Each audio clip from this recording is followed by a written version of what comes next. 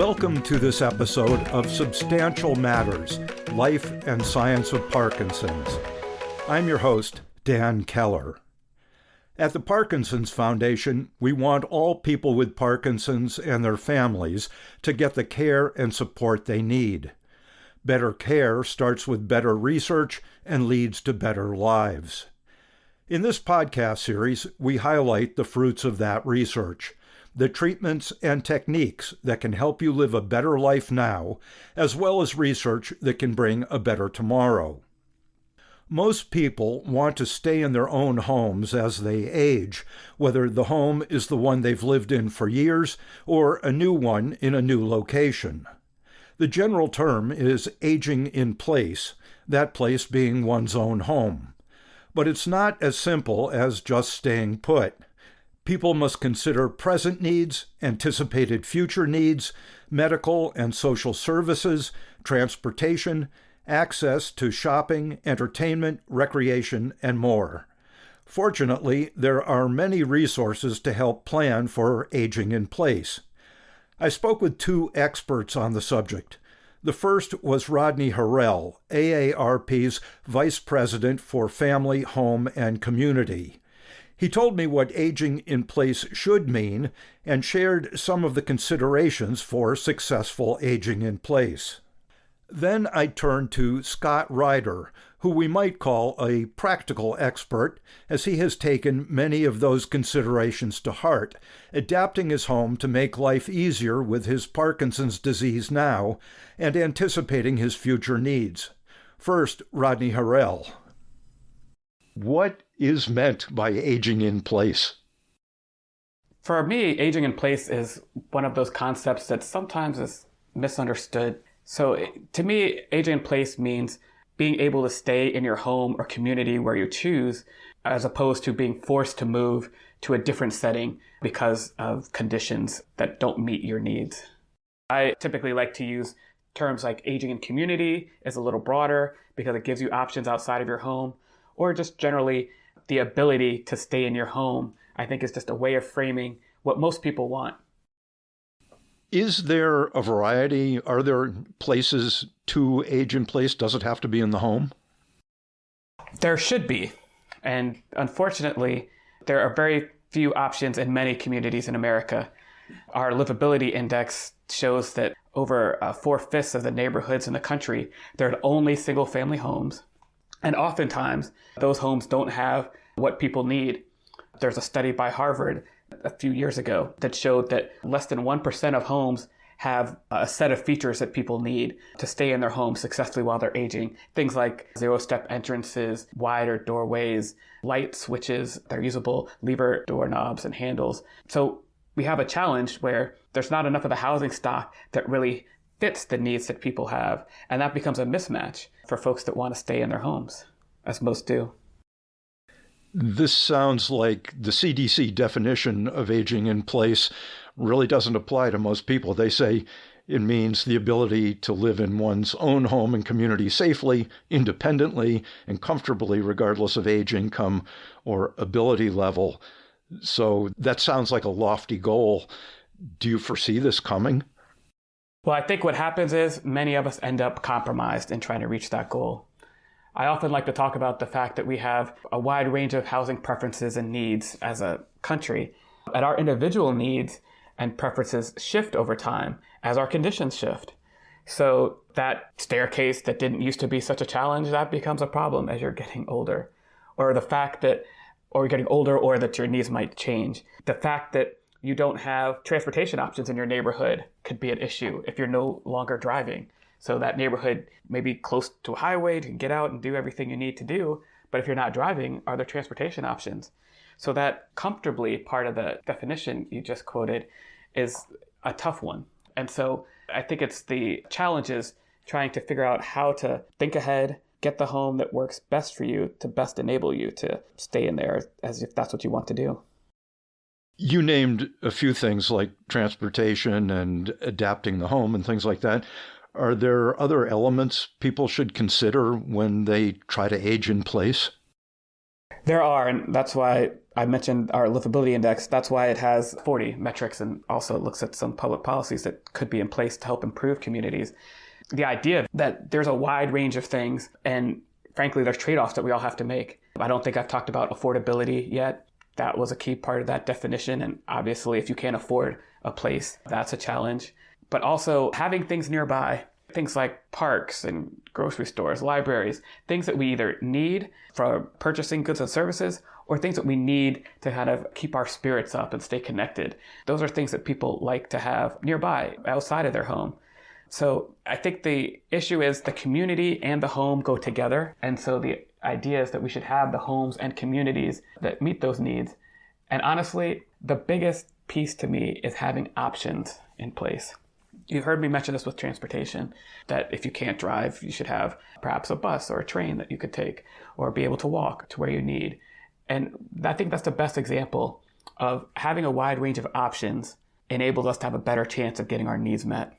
So a neighborhood that has options, or a home that has options for different things that you might need, a smart home device that allows you, perhaps if that light switch is hard to reach, maybe you could talk to your smart home device and have that turn your lights on, for example. Options are really what help us to make sure that we have the best chance to get done what we need to.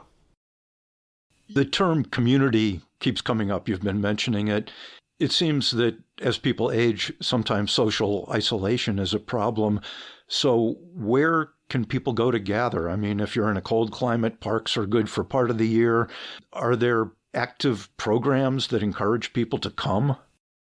Yeah, one of those things that I think we all learned from COVID is that social isolation is clear, it's real, and we got a little taste of it, especially during those early days where many of us didn't go out.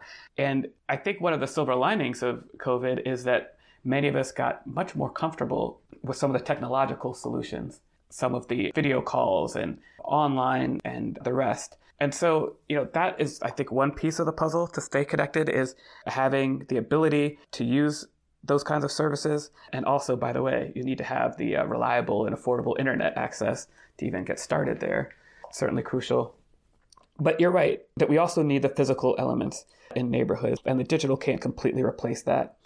And so gathering spaces, I think that's why when we survey folks, libraries tends to come up high as well for that community purpose. But also people can connect in many different places, coffee shops, restaurants, religious institutions. So I just think that there's a range of places, again, options that we should have in communities and places that we can interact, but also that digital online interaction. I think that's one that also helps to supplement when we can't or don't have those things around. There are great resources online. Obviously, the AARP, the National Institute on Aging, has a lot of things on aging in place. But what about local agencies? Can people turn to agencies in their community, and how would they find them that would give them advice and information? So every community has an area agency on aging, and I think that you can look them up for your local area. But these are agencies designated by the state to address the needs of older adults. And so I think that's a great place to start. They can coordinate services like Meals on Wheels and assistance and other things. So I certainly would recommend that people look there. One thing that no one can predict is the unknown. How do you prepare for the unknown, placing yourself in a place that would accommodate you regardless of what comes along? Now that's the single biggest challenge, right? Predicting the future. I think, again, this is where not only having those options comes into play, which you've heard me say before, but also thinking for the long term and thinking about how things might shift for us. I've heard one disability advocate call it the Peter Pan syndrome. I'm sure others do too. The idea that many of us think that we'll never get old, we'll just be the way that we are. And that's just typically not the case. So thinking ahead is one of those key things that when you see those people who are natural planners in their life that have thought about what might happen if my income dropped, what might happen if my knees were not as good as they are now, what might happen in these circumstances, and prepared for that. And one thing I've noticed actually to that point is that people who are family caregivers, those who are taking care of a relative, I think they often have a better understanding of the kinds of things that would happen to them. I'll use my own parents as an example. My father was trying to make some changes to his house, so his mother or mother-in-law that might need to stay there at some point. So when we were doing a remodel, we thought about widening doorways and making sure that we had the right kinds of light switches and the like, and zero-step entrances into the home. That was a big one. But then they didn't end up moving in. Years later, my father had a stroke. He didn't predict the future, none of us did, and would not know that that was going to happen. But because we had made those modifications to the house so that his mother or mother-in-law could live there, he was able to be there until he passed. And so the thinking ahead is the key thing that we should do. And I think we should look for insights from our own life, from those around us, from our family members, others, about how those needs might change over time. And if we can't, by the way, and that's what I would love everybody to do, and if you can't do that on your own, I think you should look at some of the tools that are available to help you do that. That's why we developed our livability index that I mentioned earlier, in part to really just help people understand all of the options that are there in communities. It's why earlier this week, we announced that AARP is working with Lowe's on helping to educate people about the kinds of changes that you can do in your home. The idea is that people should have the opportunity to learn and understand what's in their homes and what's in their community and what kinds of things they might need. So I think that's all of our job. It's great to have some help doing that. You may have just answered my final question I was going to ask you, but is there anything in a nutshell you can recommend to our listeners about aging in place and future planning? Remembering that our needs change over time, looking for the options we have, learning from those around us, those are key pieces. And honestly, knowing that we're going to have to make compromises is the piece I'd add to that. Knowing that there's no perfect options out there. There's not going to be the perfect home and the perfect community at the perfect price you can afford that meets all of your needs or checks off all of your boxes. So what I would encourage people to do is to think about the trade-offs that they have to make. Is moving miles and miles outside of town to get a house you can afford, is that better for you? Knowing that that house might be more isolated and that social connection we're talking about might be missing, as an example. So really all of those pieces, but thinking about those trade-offs, I think that's very important when we're thinking about where to live. This is very good, very practical advice. I appreciate it. Thank you. Glad to have the conversation.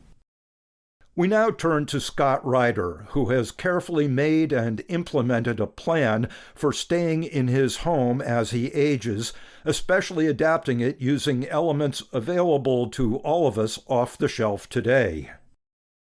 Hi, Scott. We've just talked with Rodney Harrell about aging in place in general, which involves many issues, one of them being in a home that's safe and outfitted for a person's specific needs.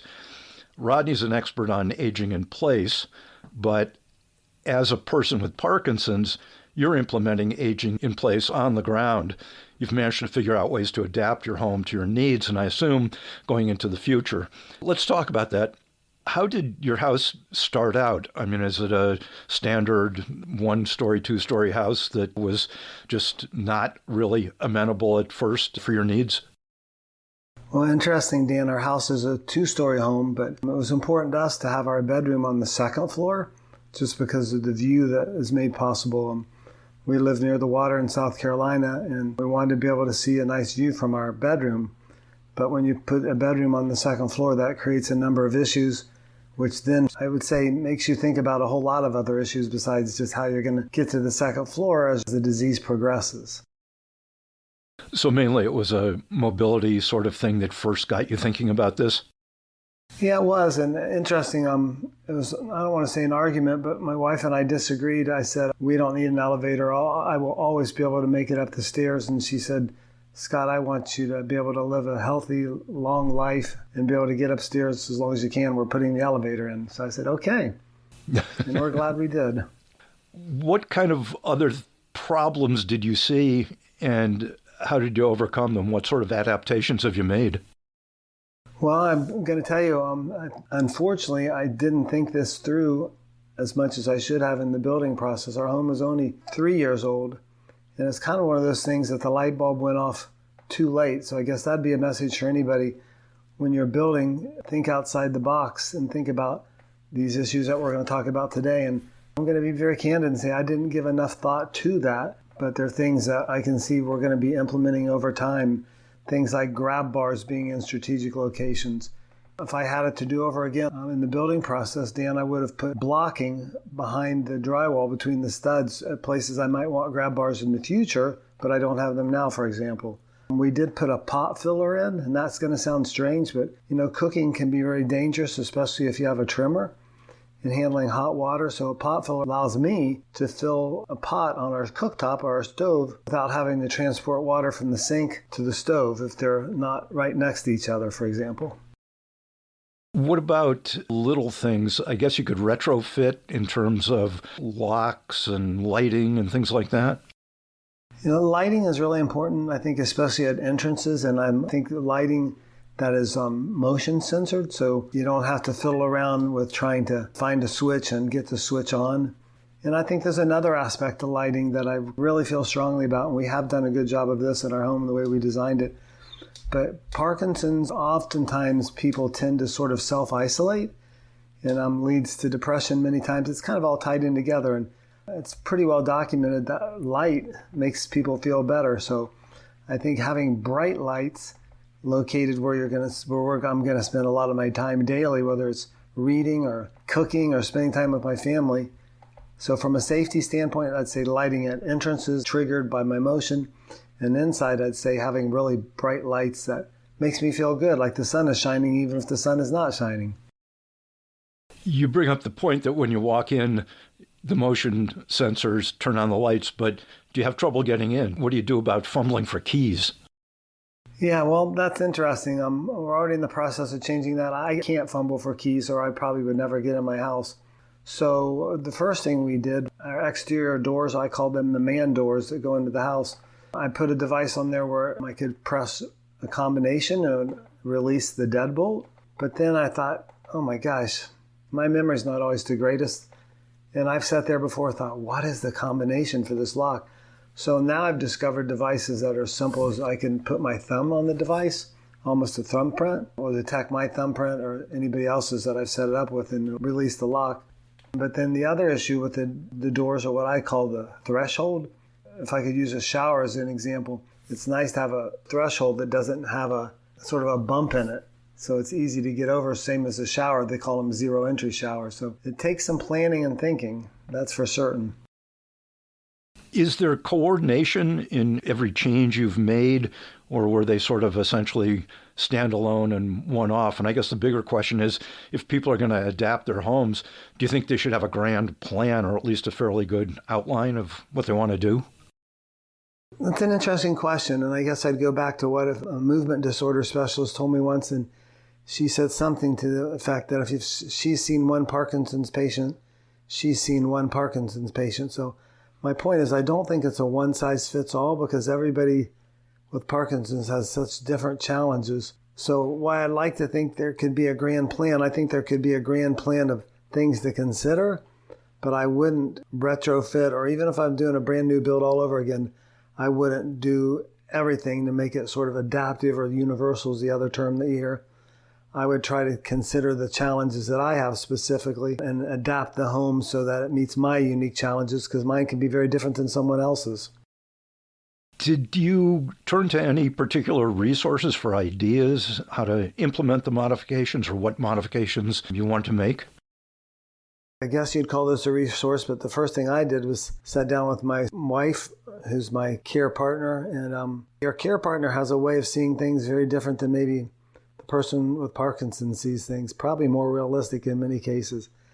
Because I think when you have Parkinson's, you learn to overcome and adjust and adapt yourself without any aid. It just becomes a habit, and I think sometimes you lose track of how much more difficult that makes life even more challenging. So resources, I think, starts with those that are closest to us. And then ARP has an incredible tools on their website. And really, it's one of those things, if you literally just Google adaptive home, you're going to find many universities that have done studies. There are companies that specialize in building adaptive homes. There's no shortage of resources if you just search. You were an elite athlete. It sounds like you're still very motivated in maybe a different direction right now, thinking these things through. Are you a do-it-yourself, or can you do some of these adaptations yourself, or do you have to call in people to implement them? I would like to say I could do it myself, and I get emotional just thinking about that because I wish I could do it myself, but I think I can conceive the idea in my mind, but at the end of the day, I do need a professional to help me to make sure it's done right. Is this an ongoing endeavor? Do you still sit around and look around you and say what could be better? Absolutely. I think it is probably a never-ending endeavor. Not just me, but I think increasingly there's so many Americans, not just Americans, but people around the world that have limitations, physical limitations of some type. And the thing that's interesting about Parkinson's is we all know it's progressive. So what's true today or real today is going to be very different tomorrow. So you do think of things today that maybe didn't apply 3 years ago or 4 years ago or 5 years ago. I do think of things today that I wouldn't have thought of in the past because my condition is different today than it was 5 years ago. Are there any adaptive technologies that you would like to see come along that don't yet exist? That's an excellent question. I'd kind of turn that back around and say, it's amazing what's available and out there that I didn't know about. Just everything from shelving, sound devices that respond to your voice, which isn't always good with Parkinson's either, because as we know, Parkinson's can often diminish the voice.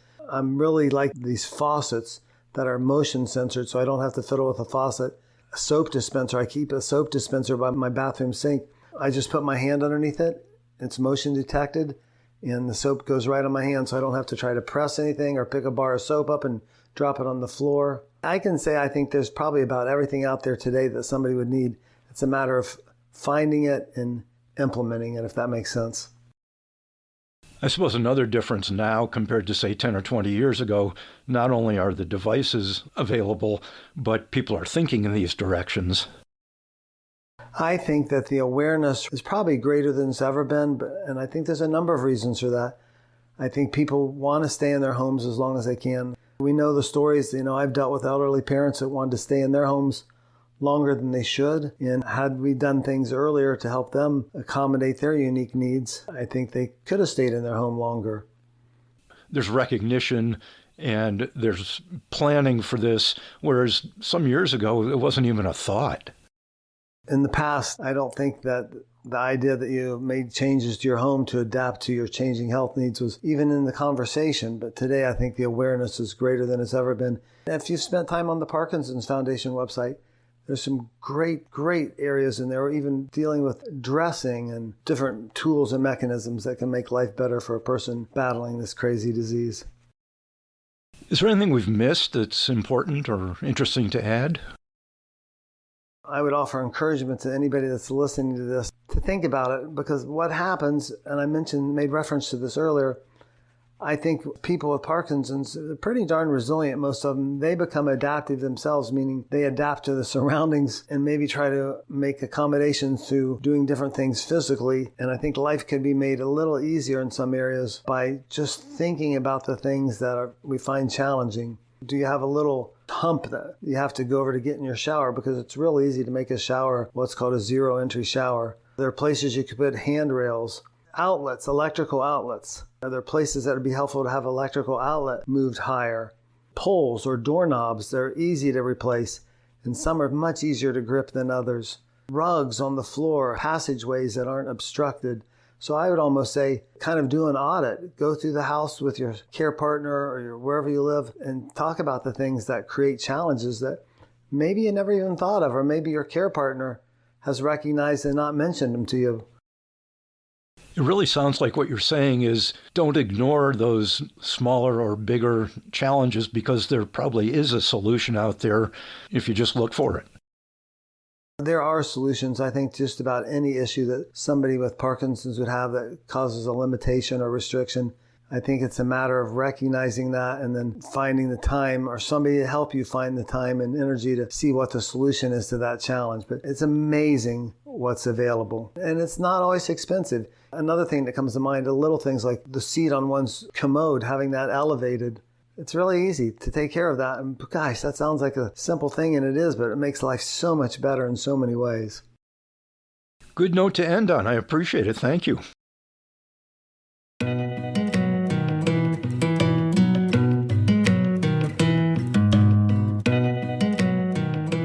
Obviously, Scott is highly organized and a planner.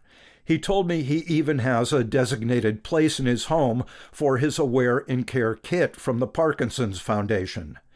It's in a closet by the door where, as an Aware in Care ambassador, he also stores literature to give to others with PD. As Scott mentioned, the Internet is a rich source of information on aging in place. A very reliable place to start is the National Institute on Aging, part of the National Institutes of Health, at nia.nih.gov. It has online articles and information, free publications, and an information center reachable by email or phone in English or Spanish. How to adapt a home for best comfort and safety is one consideration, but another is how to choose a location for that home. The AARP Public Policy Institute's Livability Index scores neighborhoods and communities across the U.S. for the services and amenities that they offer. Search aarp.org for Livability Index or go directly to it at livabilityindex.aarp.org. For extensive information on aging in place, go to the AARP Public Policy Institute at aarp.org/PPI and search on Aging in Place. You can also find the AARP's 36-page Home Fit Guide there in English, Spanish, and other languages, containing information and worksheets.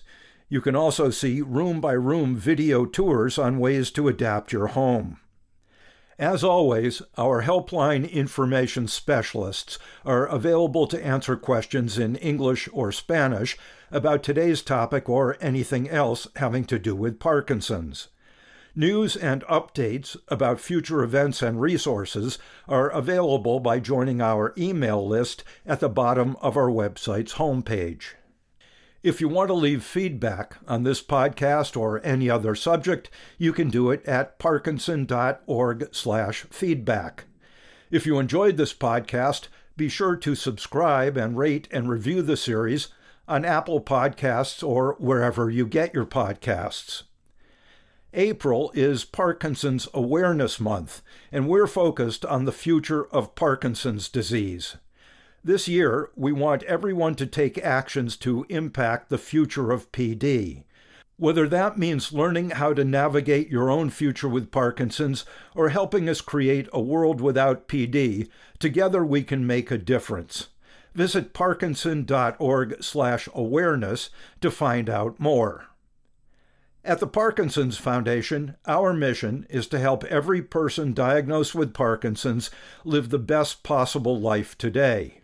To that end, we'll be bringing you a new episode in this podcast series every other week. Till next time, for more information and resources, visit parkinson.org or call our toll-free helpline at 1-800-4PD-INFO. That's 1-800-473-4636. Thank you for listening.